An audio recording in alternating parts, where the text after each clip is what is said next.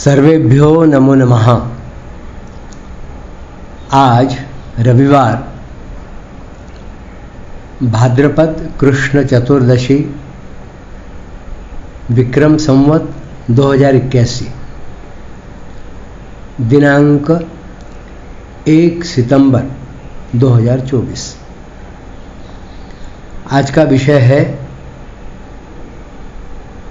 4 आश्रम। 4 इस शब्द का भारतीय संस्कृति में विशेष महत्व दिखाई देता है। जैसे 4 धाम, 4 आश्रम, 4 वर्ण, 4 पुरुषार्थ, अंतःकरण चतुष्टय, ऐसे 4 से संबंधित अनेक विषय भारतीय जीवन पद्धति में या भारतीय जीवन प्रवाह में बिल्कुल रचे बसे हैं। उनमें से एक 4 आश्रम, इस विषय पर आज थोड़ी सी चर्चा करते हैं। वैसे तो मोटे तौर पर हम सब लोग जानते हैं कि यह भारतीय जीवन शैली का आधारभूत यह रचना है, यह नींव है, ऐसा हम कह सकते हैं। क्या है ये क्यों बना, किस लिए बना और कैसे, ये 2-3 प्रश्न मन में उठ सकते हैं। तो थोड़े थोड़े में करेंगे, बहुत विस्तार तो नहीं दे पाएंगे, अभी थोड़े थोड़े में देखते हैं। जैसे यदि विचार करें हम, तो पूर्व में मनुष्य कहते हैं वनों में, जंगलों में रहता था। जब वो जंगल में रहता होगा तो इधर उधर भटकते हुए अनेक कठिनाइयों का सामना करना पड़ता होगा। रहने के लिए वैसे तो कोई मकान उन दिनों तो होते नहीं थे, आलीशान कोठियां नहीं होती थी। वह जो बहुत बड़े बड़े पत्थर होते थे, बहुत बड़ी बड़ी शिलाएं, उसके नीचे जहाँ थोड़ी सुरक्षा उसको लगती थी, वहाँ रहता था।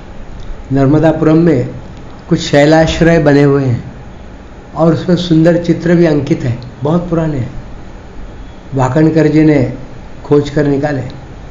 भोपाल के पास उबैदुल्लागंज के पास ऐसे ही शैलाश्रय है, भीम बैठका उसका नाम है। अब वह मनुष्य जब जंगलों में घूमता था, भटकता था, जहाँ खाने पीने की कोई व्यवस्था नहीं है, तो कैसे खाया होगा, क्या किया होगा, इस पर यदि थोड़ा सा हम विचार करेंगे तो कैसे कैसे डेवलपमेंट होती गई, कैसे कैसे जीवन को विस्तार दिया गया और जीवन को सुरक्षित करने का प्रयास किया, यह संपूर्ण प्रक्रिया सामने उजागर होकर आती है। जब वह जंगल में घूमता होगा, कभी जंगल में आग लगी होगी, क्योंकि उन दिनों बहुत घनघोर जंगल होते थे, घने जंगल होते थे और वृक्ष से वृक्ष टकराते थे और आंधी तूफान जब चलते थे तो वृक्ष की टहनियाँ आपस में एक दूसरे पर रगड़कर वह अग्नि का निर्माण होता था। और वह अग्नि की चिंगारियाँ जब नीचे गिरती होगी, सूखे पत्ते आदि लकड़ियाँ, पुराने वृक्ष गिरे हुए, उनमें आग लगती होगी और उन वृक्षों पर रहे हुए कुछ पशु पक्षी प्राणी जब वह जलकर भस्मीभूत हो जाते होंगे, उनका मांस खाकर मनुष्य को लगा होगा कि अरे वाह, ये तो बड़ा स्वादिष्ट है। कच्चा मांस खाना और ये भुना हुआ मांस जो मिला हुआ है प्रकृति की तरफ से, इसमें तो बहुत अंतर है।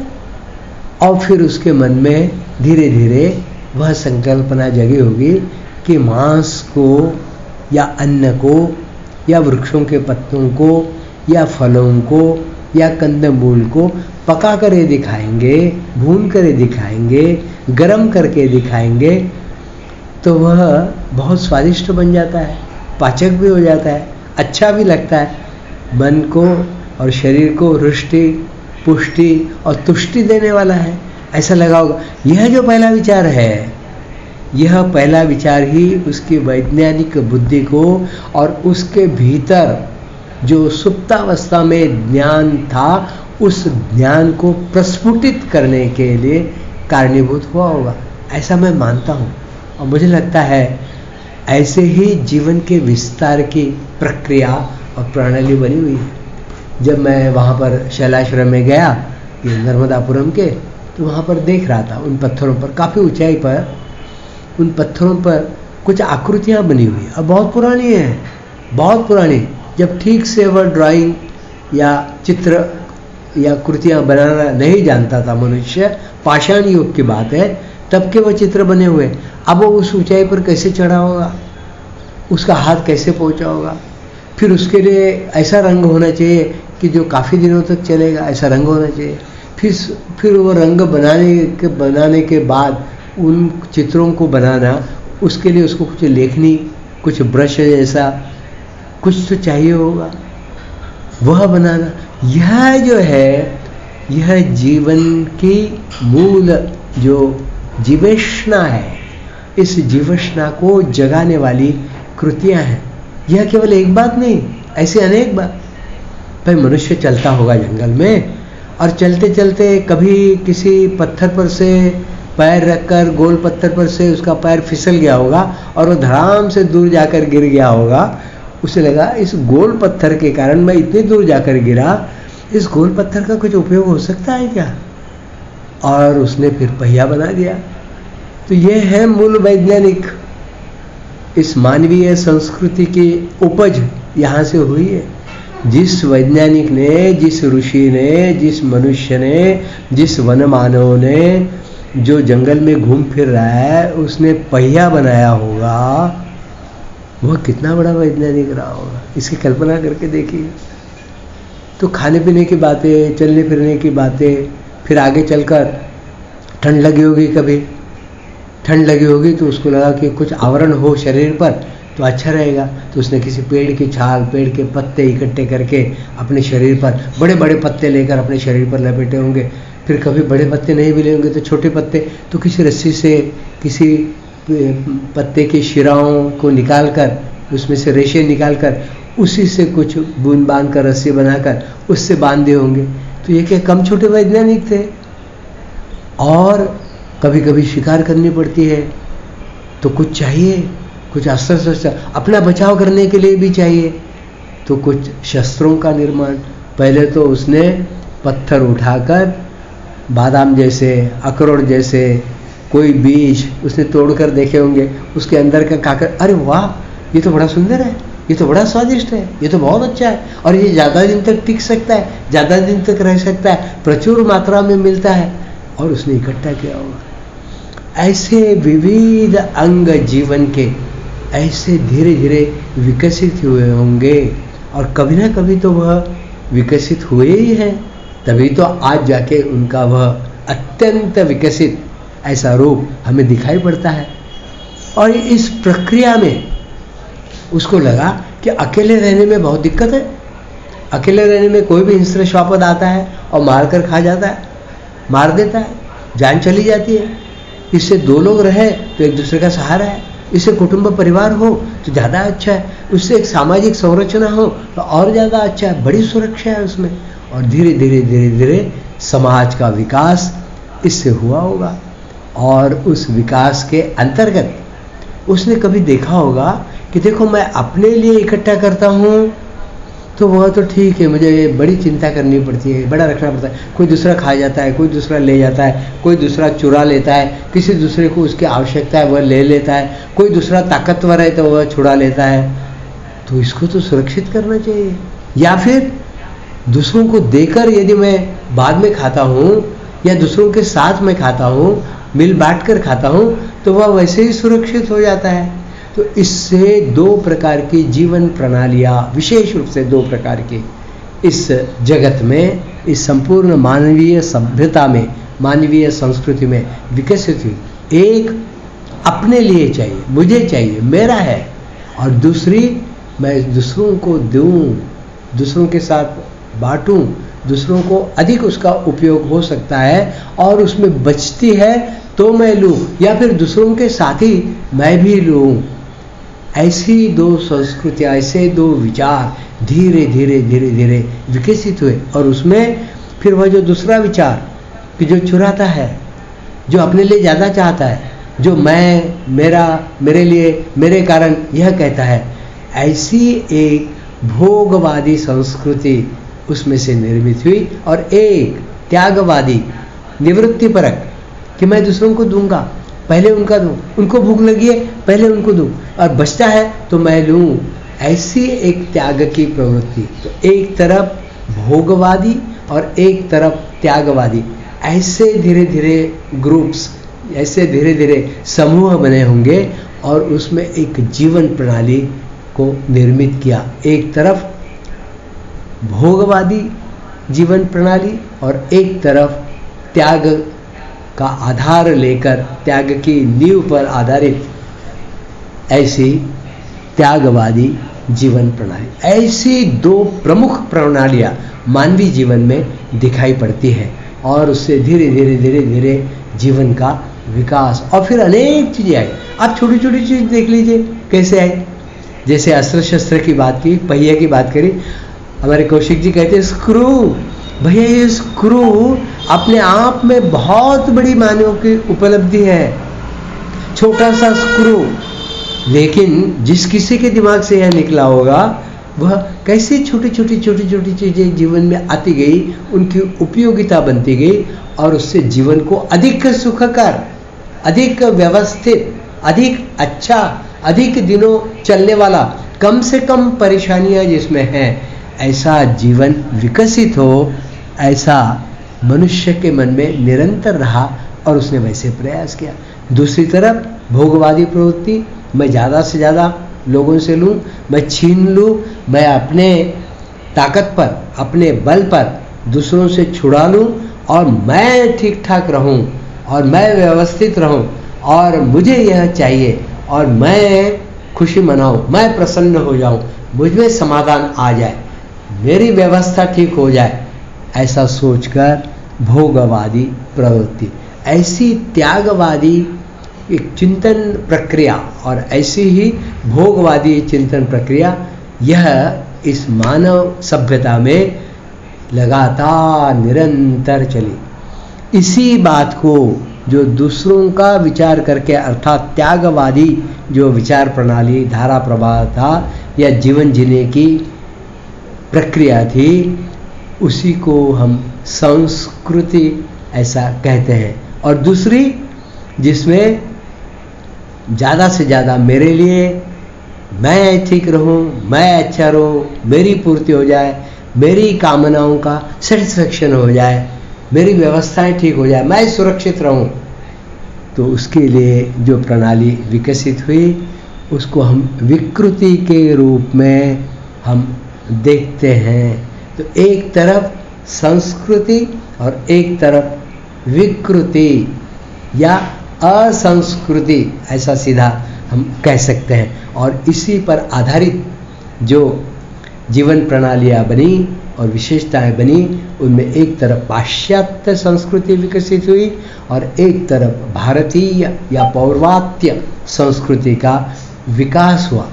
इस संस्कृति में जैसे जैसे जिस स्तर पर विकास होता गया और जैसे जैसे काल समय गुजरता गया और व्यवस्थाएं बनती गई, तो उसमें ऐसा लगा ऋषि मुनियों को या साधकों को कि यह पक्का होना चाहिए, यह बिल्कुल ठाम निश्चित रूप से ऐसा करने से ऐसा हो ही, ऐसा होना चाहिए। और उस विकास की अवस्था में भारत में यह 4 आश्रमों की व्यवस्था भी पनपी। कुछ वर्ष पूर्व मुझे मतलब अपने नीडम के और ग्वालियर के ग्रुप के साथ श्रीलंका जाने का अवसर मिला। श्रीलंका में जो हमारा टूर पैकेज वाले थे, उन्होंने हमको एक हीरों की खदान थी, वहाँ पर लेकर गए। वहाँ हम गए और वहाँ खूब नीचे से कुएं जैसा था और उसके नीचे से, लेकिन वो सीधा नहीं दिखाई पड़ रहा था क्योंकि उसमें उन्होंने सुरंग बना दी थी साइड में और उसके अंदर कोई लोग थे, काम कर रहे थे और वहाँ से वह मिट्टी और मैले पत्थर आदि रेत वह सब टोकरियों में भरते थे। वह बीच में कुएं जैसा था, वहाँ पर लाते थे और यहाँ पर ऊपर चक्का लगा हुआ था, पहिया लगा हुआ था, उससे रस्सी से वह खींचा जाता था और बाहर वह लाते थे और उस टोकरी को उल्टा करके फिर एक बड़े तस्सल में लेकर उसमें पानी डाला जाता था, तो उसमें मिट्टी मिट्टी ऊपर आती थी। 1 बार 2 बार 3 बार 4 बार पानी से साफ पानी से धोते जाएंगे। उसमें जो रेत कंकड़ पत्थर होते थे तब तक वो डलिया फिर से नीचे डाली जाती थी, फिर से नीचे से आती थी, तो उसमें कुछ पत्थर चमकीले होते थे। वह चमकीले चमकीले चमकीले पत्थर उठा लेते थे और बाकी के जो पत्थर है जो अनावश्यक से है, जिनमें कुछ होने की संभावना नहीं दिख रही थी या जो अनुपयोगी है, उनका एक ढेर लगा हुआ था। और ये जो चमकीले चमकीले पत्थर है जो अलग से दिखाई पड़ रहे थे, जिसको प्रेशियस स्टोन्स कहा जाता है, वे थे। वह ले जाकर वहाँ अंदर वर्कशॉप थी, उस वर्कशॉप पर ले जाकर वहाँ पर छोटी छोटी मशीनें लगी हुई थी। हम लोगों को भी, जितने हम 9-10 लोग थे, हम लोगों को भी एक बार उस मशीन पर बिठाया और वो जो प्रेशियस स्टोन्स थे जिनको हम हीरे कहते हैं, उन हीरों में उसमें पहलू, उसमें चमक देने का काम, उसको पॉलिश करने का काम या उसमें अलग अलग एंगल्स देने का काम वह होता था। हम लोगों ने भी करके देखा, उन्होंने बताया ऐसा ऐसा करिए, ऐसा पकड़िए। एक डंडी में थोड़ा सा हीरा लगा हुआ था, पत्थर लगा हुआ था, उसको वह कलात्मक रूप से उसको एंगल देने का काम। तो क्या हो रहा था, वह जो सादा पत्थर भूमि के अंदर पड़ा हुआ था, जिसको बड़ी मेहनत के बाद निकालने के बाद मशीन पर चढ़ाकर उसमें अलग अलग एंगल्स देकर उसकी चमक बढ़ाने का कार्य हुआ और उसके कारण वह फिर प्रेशियस स्टोन या हीरा बना। और उस हीरे की कीमत हजारों, लाखों और करोड़ों, इन दिनों जो नीलाम होता है, बोलियां लगती है, उसमें करोड़ों करोड़ों। अभी अभी एक हीरा बेचा गया बहुत बड़ा, उसकी कीमत शायद 286 करोड़ थी, पेपर में या यूट्यूब पर वह न्यूज़ थी।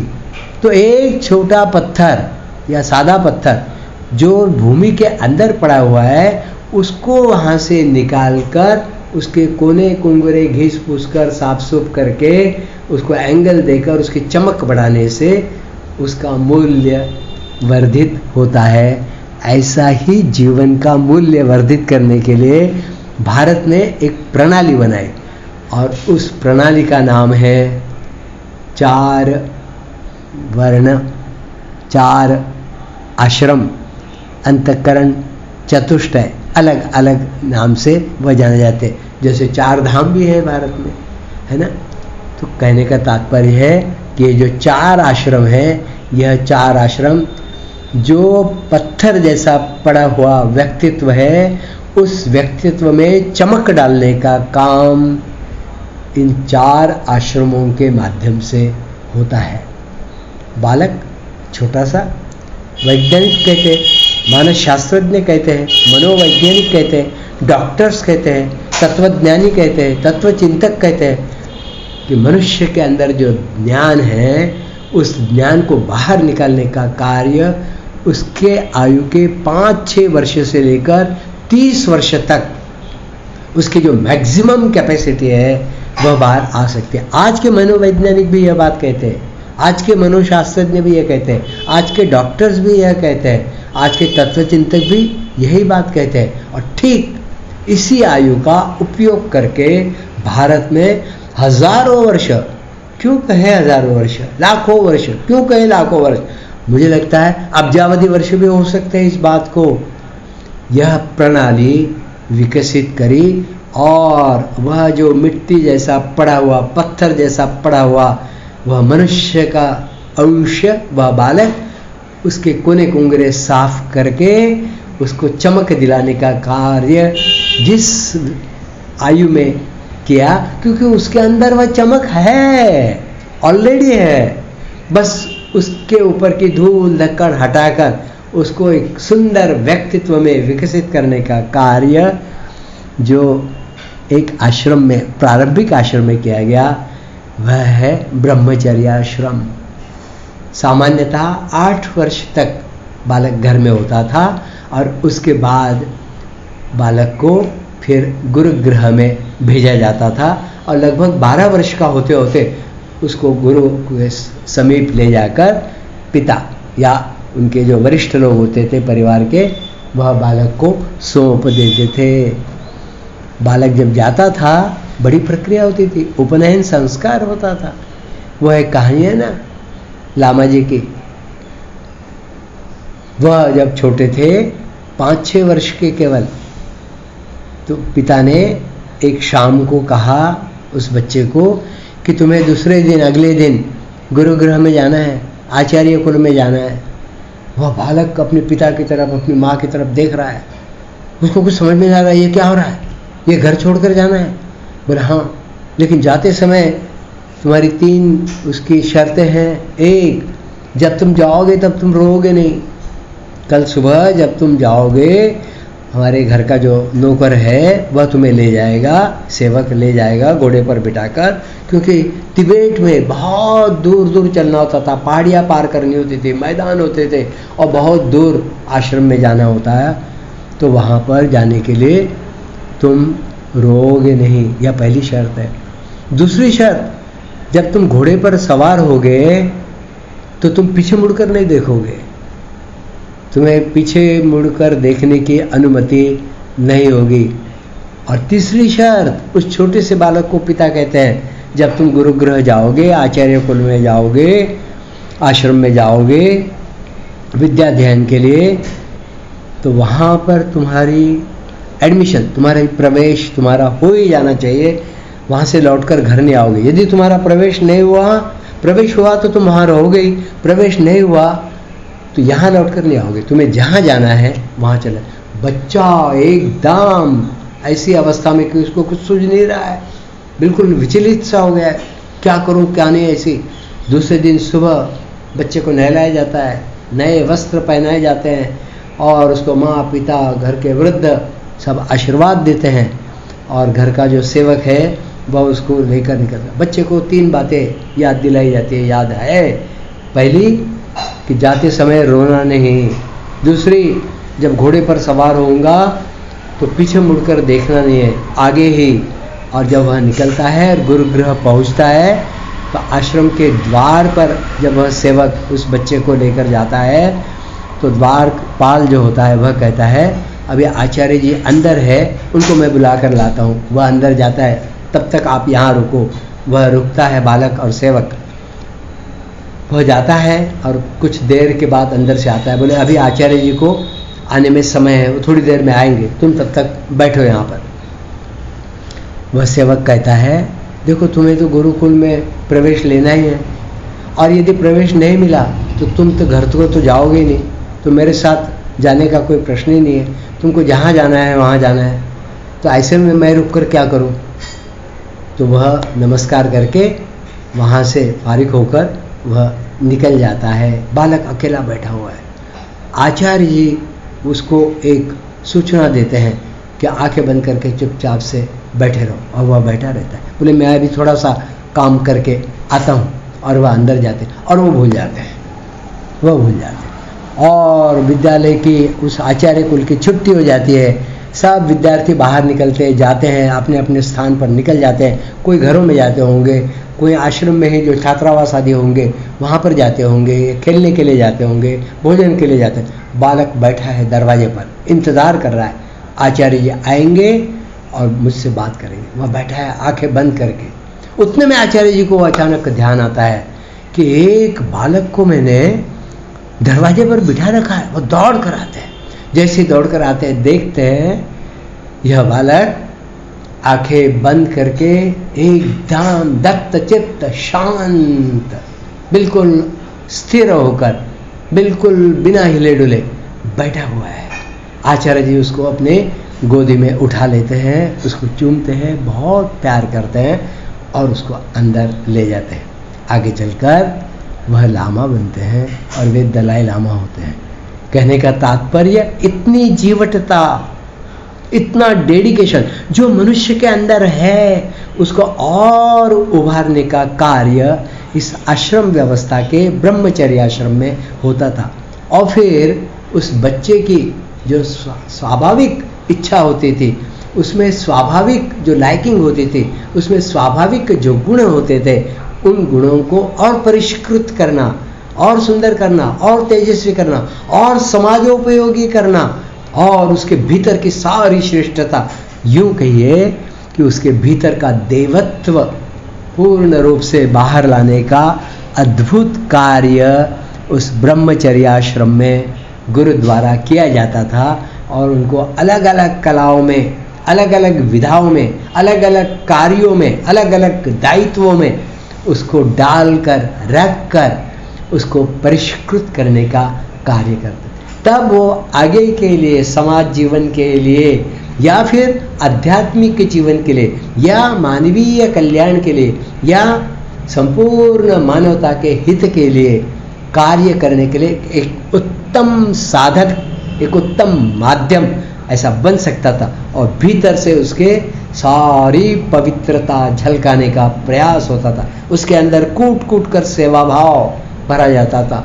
उसके अंदर शास्त्रों के प्रति, उसके अंदर शस्त्रों के प्रति भी विनम्रता और श्रद्धा भाव जागृत किया जाता। यह शस्त्र मैं चलाऊंगा, लेकिन यह केवल दूसरे के कल्याण और परहित के लिए होगा।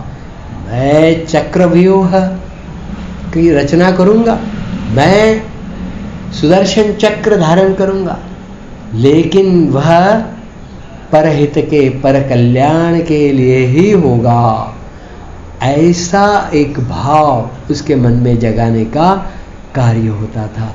और विविध प्रकार से सुबह जल्दी उठकर लकड़ियाँ इकट्ठी करके, फूल फल इकट्ठे करके, पूजा पाठ सामग्री इकट्ठी करके, आश्रम की सफाई करके, गुरुजनों की सेवा करके, अपने संगी साथियों के साथ रहकर, मिल बांटकर, जंगल में जाकर, घर में गौवों की सेवा करके, आदि आदि आदि विविध प्रकार से, फिर तलवार विद्या, गदा विद्या, मुष्टि युद्ध आदि आदि में तरबेज करके उसे एक उत्तम व्यक्तित्व में रूपांतरित करने का कार्य इस ब्रह्मचर्याश्रम में होता था। आयु कितनी होती थी? 25 वर्ष तक मोटे मोटे तौर पर जीवन के 4 भाग कर दिए थे। और 100 वर्ष उस समय मनुष्य के जीवन की आयु मानी थी।